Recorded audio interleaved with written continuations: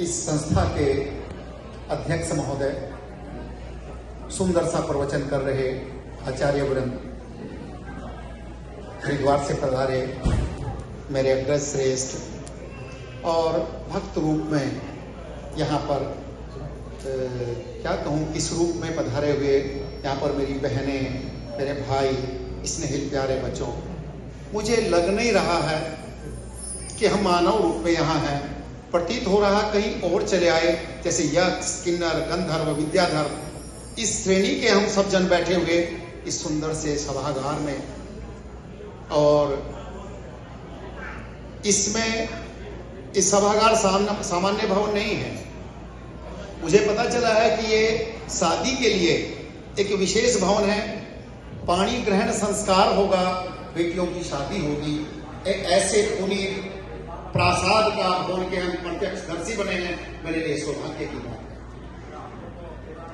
दूसरे शब्दों में कहूं, मुझे याद आ रहा है 11 सितंबर 1893, 11 सितंबर 1893 स्वामी विवेकानंद जी शिकागो में आकर के विश्व धर्म सम्मेलन में उन्होंने उसको संबोधित किया था। उन्हीं के पद चिन्हों पर चलते हुए भारतीय संस्कृति को वैश्विक रूप से स्थापित करते हुए देवभूमि उत्तराखंड से धर्म की राजधानी हरिद्वार में मां गंगा के तट पर अलावलपुर नाम के गांव से निकलकर आज आप लोगों के बीच में है।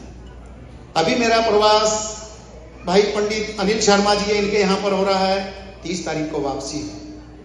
इतना सुंदर सा आनंद आप लोगों के बीच में आ रहा है, मैं वर्णन नहीं कर सकता। और वास्तव में आप लोग धन्य हैं, धन्य हैं। भारतीय संस्कृति को विदेशों में आकर के जीवित रखा, इसके लिए आप लोगों के लिए एक जोरदार ताली हो जाए।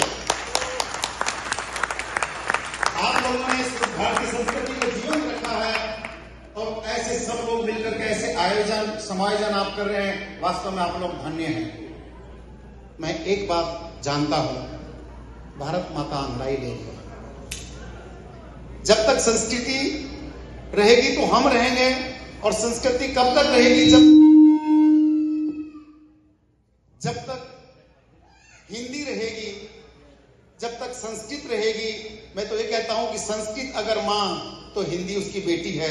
भारतीय संस्कृति की रक्षा अगर करना है, हमें मां और बेटी दोनों को पल्लवित करना होगा, तभी तक हम सुरक्षित रह सकते हैं, अन्यथा नहीं।